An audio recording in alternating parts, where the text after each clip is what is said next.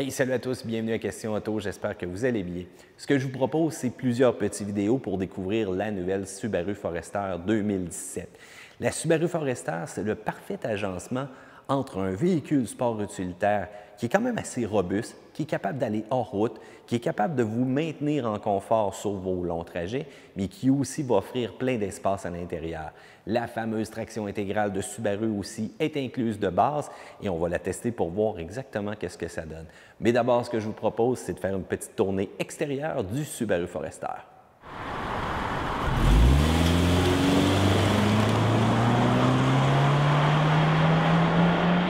Jetez un coup d'œil à l'extérieur du Subaru Forester 2017, l'ensemble commodité qu'on a présentement, donc quelques petits équipements en surplus, et la couleur qu'on a présentement, c'est argent glacé. L'avant, c'est vraiment l'aspect majeur qui a été changé cette année, donc avec la grille. On peut voir aussi au niveau des phares, et en passant les phares, c'est de l'halogène partout qu'on va retrouver. Donc, ça donne quand même un bon éclairage. On va avoir un petit effet fini carbone ici présentement, là, quand on regarde de près, un petit effet chromé autour donc du phare auxiliaire. Une petite barre en U présentement, on serait porté à penser que c'est du LED, mais non, on utilise une ampoule halogène à l'intérieur. La calandre à l'avant est quand même assez belle, c'est plus aérodynamique et on a quand même des belles lignes sur le capot. Essuie-glace parfait pour l'hiver. Si jamais vous prenez un Forester un peu plus équipé, vous allez avoir aussi les dégivreurs d'essuie-glace ou encore le système EyeSight, mais on n'a pas cet équipement-là présentement. Les rails de toit et lorsqu'on jette un petit coup d'œil sur le côté comme ça, c'est sûr que c'est un petit peu plus sobre, mais ça a quand même son petit look, je vous dirais. Les roues, ce n'est pas nécessairement mes préférés, mais au moins, ça fait la job, encore une fois, des roues qui semblent vraiment robustes. Là. Donc, on va être capable de sortir avec et pas nécessairement les bosser. On est équipé de pneus Geolander, donc G91 présentement de Yokohama. Et la dimension, eh bien, c'est un pneu de 225/77. Et regardez aussi l'intérieur de l'aile, donc comment qu'on a quand même bien caché le tout. Donc, bien protégé aussi avec des beaux matériaux. La finition là, semble quand même très bonne, peu importe où est-ce qu'on regarde.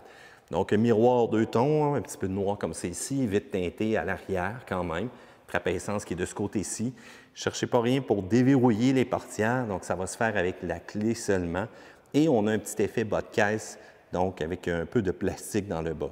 Ce qui est surtout intéressant, c'est la garde au sol. Jetez un coup d'œil là-dessus quand on va vraiment en bas sur le véhicule. On peut voir qu'il n'y a rien qui traîne en dessous. Et ça, c'est quand même très, très bien. Donc, aileron, petite antenne de requin pour la réception radio. Lumière arrière aussi complètement redessinée. Encore une fois, on retrouve le genre de U, si on veut, comme ça. Forester PZEV, donc c'est des émissions partiellement nulles, si on veut. Donc, une motorisation un peu plus verte. Et on va avoir le système symétrique, donc à traction intégrale, étant donné qu'on a une boîte CVT à l'intérieur. Au niveau du coffre, quand même assez bas pour l'accès. J'aime encore une fois aussi, regardez-moi ça, la garde au sol.